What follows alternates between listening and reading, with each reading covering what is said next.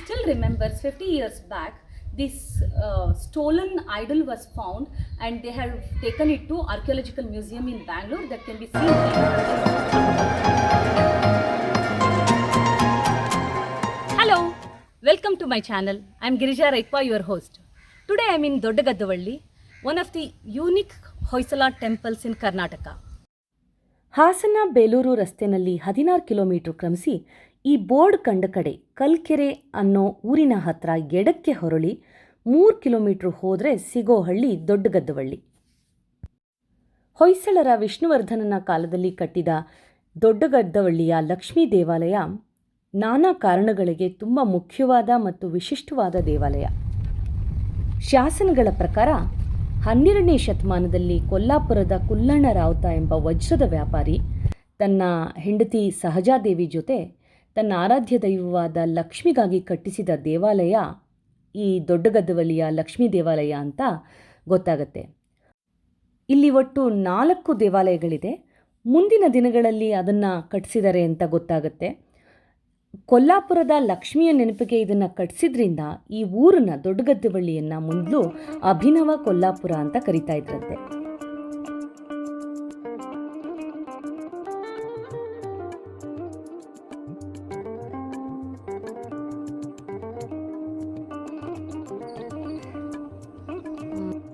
ಪೂಜೆ ನಡೀತಾ ಇರೋ ಈ ದೇವಾಲಯ ASI ಮೇಂಟೆನೆನ್ಸ್ನಲ್ಲಿದೆ. ಇಡೀ ದೇವಾಲಯದ ಸುತ್ತ 7 ಅಡಿಯ ಒಳ್ಳೆಯ ಕಾಂಪೌಂಡ್ ಇದೆ. ಇದು ದ್ವಾರ ಮಂಟಪ. ಇಲ್ಲಿಂದನೇ ಮುಖ್ಯ ಎಂಟ್ರಿ ಇರೋದು ದೇವಸ್ಥಾನದೊಳಗಡೆಗೆ.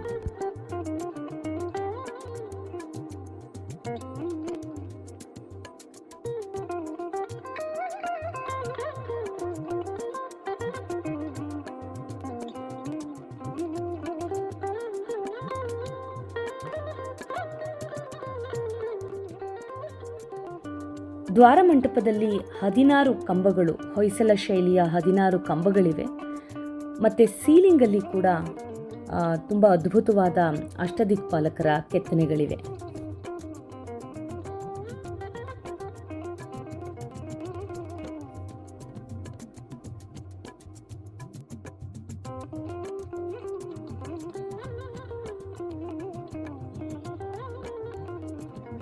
ಇಡೀ ದೇವಾಲಯಕ್ಕೆ 2 ಪ್ರವೇಶ ದ್ವಾರಗಳಿದೆ. ಈಗ ನಾನು ಹೋಗ್ತಾ ಇರೋದು ವೆಸ್ಟ್ ಸೈಡ್ದು.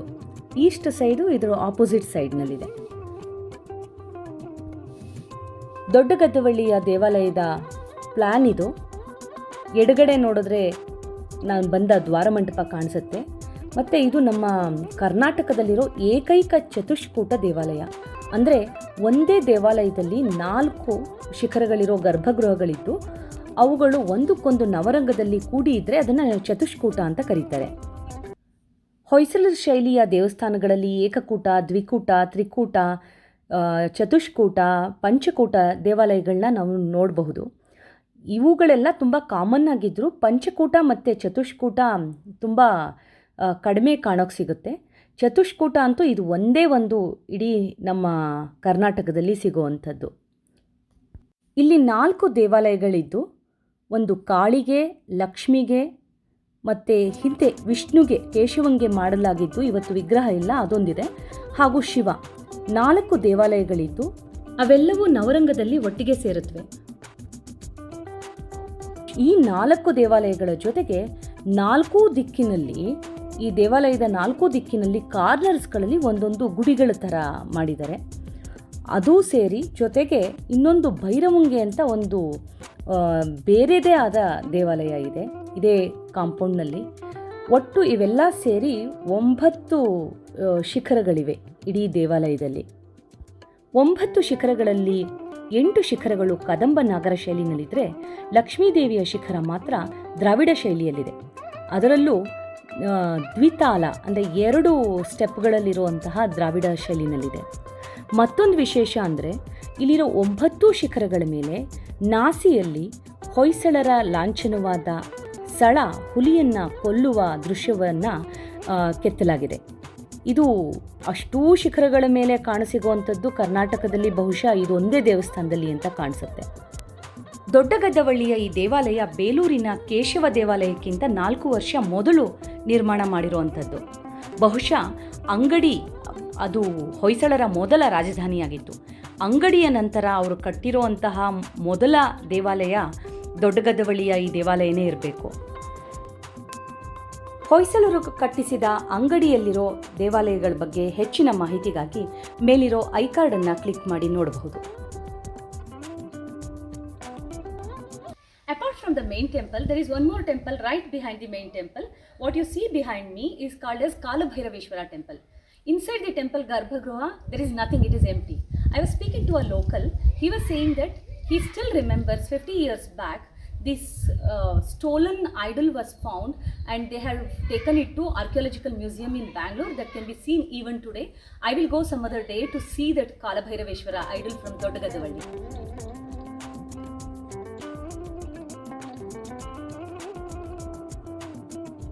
ಈ ಕಾಂಪೌಂಡ್ ಒಳಗೆ ಭೈರವಂಗೋಸ್ಕರನೇ ಒಂದು ವಿಶೇಷವಾದ ದೇವಾಲಯವನ್ನು ನಿರ್ಮಾಣ ಮಾಡಿದ್ದಾರೆ. ಈ ಭೈರವಂಗೋಸ್ಕರ ಇರೋ ದೇವಾಲಯದ ಒಳಗಡೆ ಏನೂ ಇಲ್ಲ, ಖಾಲಿಯಾಗಿಬಿಟ್ಟಿದೆ. ಹಿಂದೆ ಅಟ್ಯಾಕ್ ಆದಾಗ ಇಲ್ಲಿರೋ ವಿಗ್ರಹವನ್ನು ಕಳವು ಮಾಡಿಬಿಟ್ಟಿದ್ದಾರೆ. ಆದರೆ ಮತ್ತೆ ಸಿಕ್ಕಿತ್ತಂತೆ, ಆದರೆ ಅದನ್ನು ವಾಪಸ್ಸು ದೇವಾಲಯಕ್ಕೆ ತರದೆ ಯಾವುದೋ ಮ್ಯೂಸಿಯಮಿಗೆ ಕಳಿಸ್ಬಿಟ್ಟಿದ್ದಾರೆ. ಅದು ಬೆಂಗಳೂರು ಮ್ಯೂಸಿಯಮಲ್ಲಿ ಇದೆಯಾ ಇಲ್ವಾ ಅಂತ ಒಂದ್ಸಲ ಹೋಗಿ ನೋಡಿ ಬರಬೇಕು. ಇದು ಭೈರವನ ದೇವಾಲಯದ ಗರ್ಭಗೃಹದ ಪ್ರವೇಶ ದ್ವಾರ. ಎರಡೂ ಬದಿ ಇರುವ ಕೆತ್ತನೆಗಳನ್ನು ಗಮನಿಸಿದ್ರೆ ಇದು ತಾಂತ್ರಿಕ ದೇವಾಲಯ ಆಗಿತ್ತಾ ಅನ್ನೋ ಪ್ರಶ್ನೆ ಬರುತ್ತೆ. ಈ ದೇವಾಲಯದ ನಮಗೆ ಎಡಗಡೆ ಇರುವಂತಹ ಕೆತ್ತನೆಯನ್ನು ಗಮನಿಸಿದ್ರೆ ಇಲ್ಲಿರೋ ವ್ಯಕ್ತಿ ತನ್ನ ಕರುಳನ್ನು ಆಚೆ ತೆಗಿತಿರೋ ಹಾಗೆ ಕಾಣಿಸ್ತಾ ಇದೆ. ಶಾಕ್ತದಲ್ಲಿ ಬಲಿ ಕೊಡೋದು ತುಂಬ ಸಾಮಾನ್ಯವಾದ ಸಂಗತಿ. ಭೈರವನಿಗೆ ಅರ್ಪಿಸ್ಕೊಳ್ಳೋದಕ್ಕೆ ರೆಡಿ ಇರೋ ಈ ದ್ವಾರಪಾಲಕ ಕರುಳು ಬಗೆಯೋದು ನಿಷ್ಠೆಯ ಸಂಕೇತವಾಗಿಯೂ ಇರಬಹುದೇನೋ. ಇದ್ರ ಜೊತೆಗೆ ಬೇರೆ ಹೊಯ್ಸಳ ದೇವಸ್ಥಾನಗಳಲ್ಲಿ ಕಾಣಿಸುವಂತಹ ವಿಷಕನ್ಯೆ ಅಂತ ಕರೆಯುವ ನ್ಯೂಡ್ ಫೀಮೇಲ್ ಫಿಗರ್ನ ಕೂಡ ನೋಡಬಹುದು. She wears snakes as her ornaments. ಬಲಬದಿ ಇರೋ ಕೆತ್ತನೆ ಕೂಡ ಯಾರನ್ನೋ ಕೊಲ್ತಾ ಇರೋ ಹಾಗೆ ಇದೆ. ಮಹಾರಾಷ್ಟ್ರದ ಕೊಲ್ಲಾಪುರ ಶಕ್ತಿಪೀಠಗಳಲ್ಲಿ ಒಂದು. ಈ ಊರಿಗೂ ಕೂಡ ಮೊದಲು ಅಭಿನವ ಕೊಲ್ಲಾಪುರ ಅಂತ ಹೆಸರಿದ್ದುದನ್ನು ನಾವಿಲ್ಲಿ ಗಮನಿಸಬಹುದು. ನೃಪತುಂಗ ತನ್ನ ಊರಿನಲ್ಲಿ ಕ್ಷಾಮ ಬಂದಿದ್ದಾಗ ತನ್ನ ಬೆರಳನ್ನು ಕೊಲ್ಲಾಪುರದ ಲಕ್ಷ್ಮಿಗೆ ಬಲಿ ಕೊಟ್ಟಿದ್ದ ಅಂತ ಒಂದು ಕಥೆ ಇದೆ. ಇದು ಪೂರ್ವದಲ್ಲಿರೋ ಎಂಟ್ರೆನ್ಸು. ಅದು ಆ ಕಡೆ ಒಂದು ಕೆರೆ ಇದೆ. ಹಿಂದೆ ಬಂದಾಗ ಇದೆಲ್ಲ ಓಪನ್ ಇತ್ತು, ಕೆರೆಗೂ ಇಲ್ಲಿಗೂ ಓಡಾಡಬಹುದಾಗಿತ್ತು. ಇವಾಗ ಲಾಕ್ ಮಾಡಿದ್ದಾರೆ.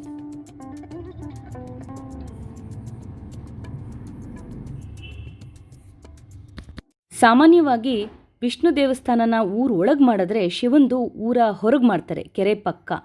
ಇಲ್ಲಿ ಕೂಡ ಹಾಗೆ ಇದೆ. ಈಗ ದೇವಸ್ಥಾನದ ಒಳಗೆ ಹೋಗಿ ನೋಡೋಣ. ಮೇನ್ ಎಂಟ್ರೆನ್ಸ್ನಲ್ಲಿ ವೈಷ್ಣವ ದ್ವಾರಪಾಲಕರಿಬ್ಬರಿದ್ದಾರೆ ಎಡಬಲದಲ್ಲಿ. ಇಲ್ಲಿ ಬೇರೆ ಹೊಯ್ಸಳ ದೇವಾಲಯಗಳ ಹಾಗೆ ಇದು ಜಗತಿಯ ಮೇಲಿಲ್ಲ, ಆದರೆ 3 ಮೆಟ್ಟಿಲುಗಳನ್ನ ಹತ್ತಿ ಮೇಲೆ ಹೋಗಬೇಕು.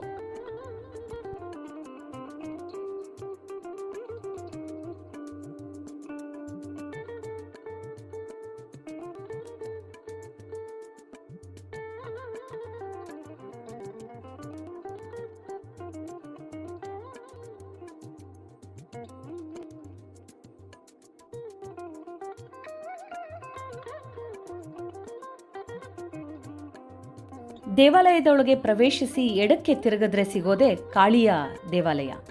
ಇದು ಭದ್ರಕಾಳಿ. ಹೊಯ್ಸಳರ ಬೇರೆ ಯಾವ ದೇವಾಲಯಗಳಲ್ಲೂ ಕಾಳಿಯ ದೇವಾಲಯ ಕಾಣಿಸೋದಿಲ್ಲ. ಶಿವಂದಿರುತ್ತೆ, ಇಲ್ಲ ವಿಷ್ಣುದಿರುತ್ತೆ.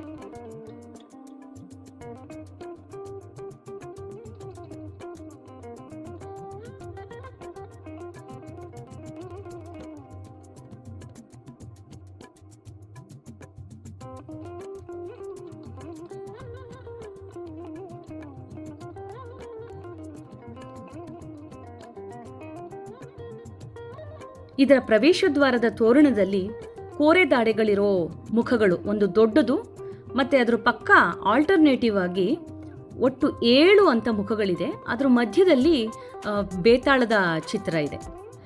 ಇಲ್ಲಿ ಶಾಕ್ತ ಪೂಜೆಗಳಲ್ಲಿ ಕಾಣಿಸುವಂತಹ ಬೇತಾಳ ಪ್ರೇತಗಳ ಕೆತ್ತನೆಗಳು ಸಿಕ್ಕಾಬಟ್ಟೆ ಇದೆ ಈ ಜಾಗದಲ್ಲಿ. ಎಲ್ಲಕ್ಕಿಂತ ಅಪರೂಪದ ಸಂಗತಿ ಈ ದೇವಸ್ಥಾನದಲ್ಲಿ ಅಂದರೆ ಈ 2 ಬೇತಾಳಗಳು. 7 ಅಡಿಯ ಇಷ್ಟು ದೊಡ್ಡದಾದ ಬೇತಾಳಗಳ ಕೆತ್ತನೆ ನಾನು ನನ್ನ ತಿರುಗಾಟದ ಮಿತಿಯಲ್ಲಿ ಒರಿಸ್ಸಾದಲ್ಲಿ, ಮಧ್ಯಪ್ರದೇಶದಲ್ಲಿ ಶಕ್ತಿಯ ಪೂಜೆಗಳು ತುಂಬ ಕಾನ್ಸಂಟ್ರೇಟೆಡ್ ಆಗಿರುವಂಥ ಜಾಗಗಳಲ್ಲಿ ಓಡಾಟ ಮಾಡಿದಾಗಲೂ ನಾನು ಎಲ್ಲೂ ಇಂಥದ್ದನ್ನು ನೋಡಿಲ್ಲ. ನಮ್ಮ ಬಲಕ್ಕಿರುವಂತಹ ಬೇತಾಳ ನಾಲ್ಗೆ ಚಾಚಿ ಒಂದು ಕೈಯಲ್ಲಿ ಕತ್ತಿ ಹಿಡ್ಕೊಂಡಿದೆ, ಇನ್ನೊಂದು ಕೈಯಲ್ಲಿ ಇನ್ನೊಂದು ರುಂಡವನ್ನು ಹಿಡಿದಿದೆ. ಇಲ್ಲೊಂದು ತೂತ ಮಾಡಿದ್ದಾರೆ, ಅದು ಉಸಿರಾಟ ಮಾಡೋ ಜಾಗ ಅಂತ ಹೇಳ್ತಾರೆ. ಅದು ಡೆಲಿಬರೇಟ್ಲಿ ಮಾಡಿರೋ ಹೋಲ್ ಥರನೇ ಕಾಣಿಸುತ್ತೆ.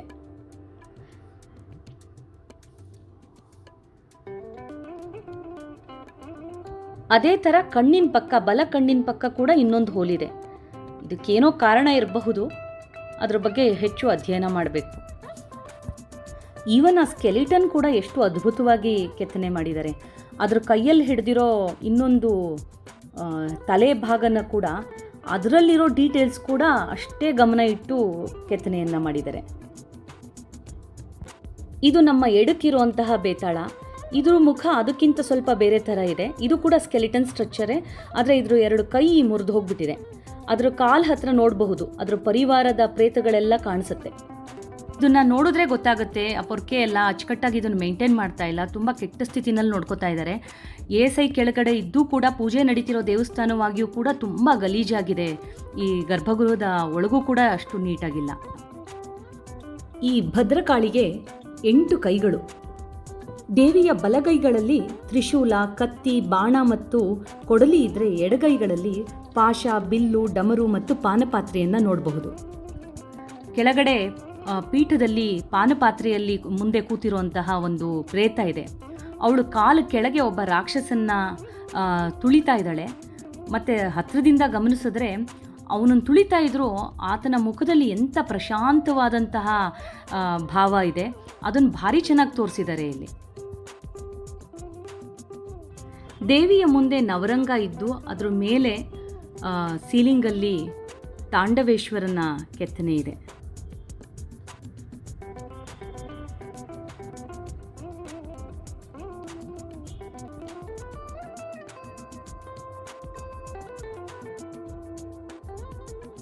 ಕಾಳಿಯ ಎದುರಿಗೆ ದೂರದಲ್ಲಿ ಇರೋ ಮತ್ತೊಂದು ದೇವಾಲಯ ವಿಷ್ಣುದು. ಇದು ಮುಂಚೆ ಕೇಶವನ ದೇವಾಲಯ ಆಗಿತ್ತು ಅಂತ ಹೇಳ್ತಾರೆ. ಅದು ಕೇಶವನ ದೇವಾಲಯ ಆಗಿತ್ತು ಅಂತ ಹೇಳೋದಕ್ಕೆ ಸಾಕ್ಷಿ ಅಲ್ಲಿರೋ ಗರುಡನ ಚಿತ್ರ ಇರುವಂತಹ ಪೀಠ. ಆದರೆ ಈಗ ಅಲ್ಲಿ ಇಲ್ಲ, ಆ ವಿಗ್ರಹ ಕಳುವಾಗ್ಬಿಟ್ಟಿದೆ. ಅದ್ರ ಬದಲಿಗೆ ಒಂದು ಭೈರವನದೊಂದು ವಿಗ್ರಹನ ತಂದು ಇಟ್ಟಿದ್ದಾರೆ.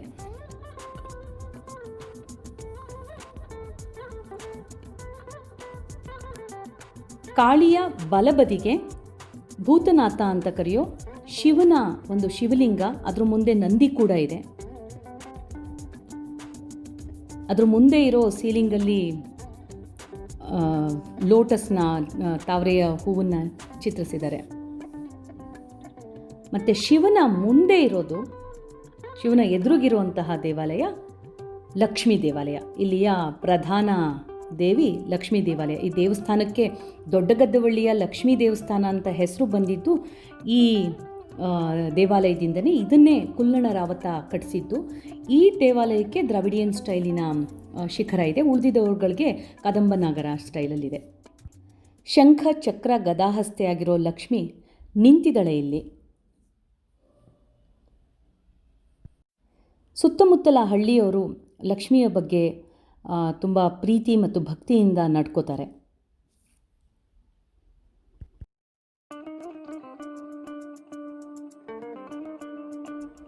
ಲಕ್ಷ್ಮಿ ಇರೋ ಗರ್ಭಗೃಹದ ಪ್ರವೇಶ ದ್ವಾರದ ಬಾಗಿಲು ತುಂಬ ಚೆನ್ನಾಗಿ ಕೆತ್ತನೆಯನ್ನು ಮಾಡಿದ್ದಾರೆ. ಅದರದ್ದು ಡಿಸೈನ್ಸ್ ತುಂಬ ಸೂಕ್ಷ್ಮವಾಗಿ ಸುಂದರವಾಗಿದೆ. ಇಂಟ್ರೆಸ್ಟಿಂಗ್ ಅಂದರೆ ಲಕ್ಷ್ಮಿ ಮುಂದೆ ವಿಷ್ಣು ಇಲ್ಲ, ಲಕ್ಷ್ಮಿ ಮುಂದೆ ಇರೋದು ಶಿವ. ಕಾಳಿ ಮುಂದೆ ಇರೋದು ಶಿವ ಅಲ್ಲ, ವಿಷ್ಣು. ಒಂಥರ ವಿಶೇಷವಾಗಿ ಈ ದೇವಸ್ಥಾನನ ಡಿಸೈನ್ ಮಾಡಿದ್ದಾರೆ.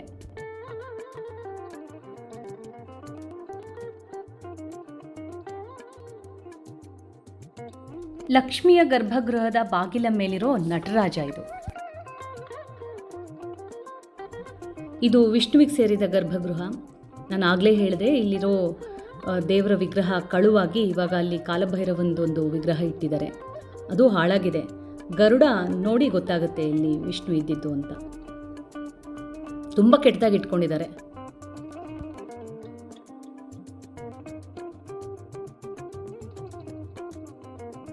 Typical to any Hoysala temple. ಸೀಲಿಂಗಲ್ಲಿ ಯಾವ ಜಾಗವನ್ನೂ ಅವರು ವೇಸ್ಟ್ ಮಾಡಿಲ್ಲ. ಇದರಲ್ಲಿ ಇನ್ಸ್ಕ್ರಿಪ್ಷನ್ಸ್ ಇದೆ, ಅಥವಾ ಬಳ್ಳಿಗಳ ಕೆತ್ತನೆಗಳಿವೆ, ಅಥವಾ ಅಷ್ಟದಿಕ್ಪಾಲಕರ ಸುಂದರವಾದ ಕೆತ್ತನೆಗಳನ್ನು ನೋಡಬಹುದು.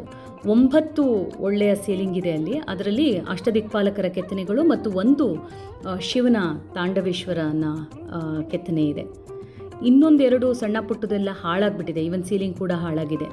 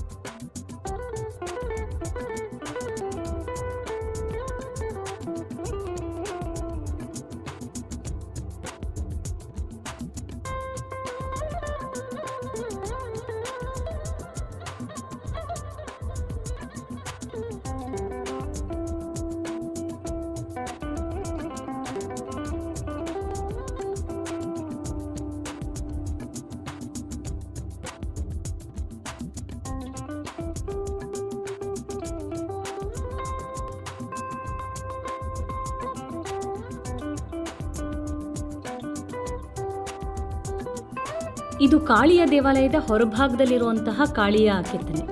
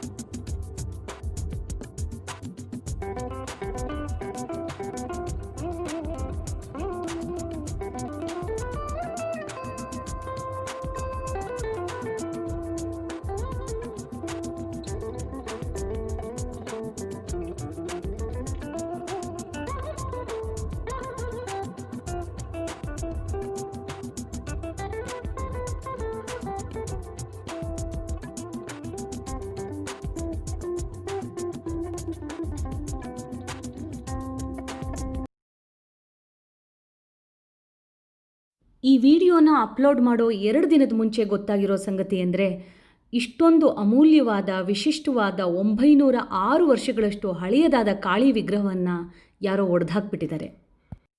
ಮುರಿದೋಗಿರೋ ಇಂಥ ವಿಗ್ರಹಗಳನ್ನ ಗೋಡೌನ್ನಲ್ಲೋ ಅಥವಾ ಯಾವುದೋ ಮ್ಯೂಸಿಯಂನಲ್ಲೋ ಹಾಕೋದಕ್ಕಿಂತ ಮತ್ತೆ ಅದನ್ನು ರೆಸ್ಟೋರ್ ಮಾಡಿ ಇದೇ ಜಾಗದಲ್ಲಿ ಇಟ್ಟು ಪೂಜೆ ಮಾಡಬೇಕು ಅನ್ನೋದು ನನ್ನ ಅಭಿಪ್ರಾಯ. ಅಟ್ಲೀಸ್ಟ್ ಈಗಲಾದರೂ ASIನವರು ತಕ್ಕ ಕ್ರಮಗಳನ್ನ ತಗೊಂಡು ಇಲ್ಲಿರೋ ಅಮೂಲ್ಯವಾದ ಶಿಲ್ಪಗಳನ್ನ ಕಾಪಾಡ್ತಾರೆ ಅಂತ ಅನ್ಕೋತೀನಿ. Thanks for watching the video. If you like the video, please share it with your friends and subscribe to the channel. I'll come back next week with another video. Bye-bye.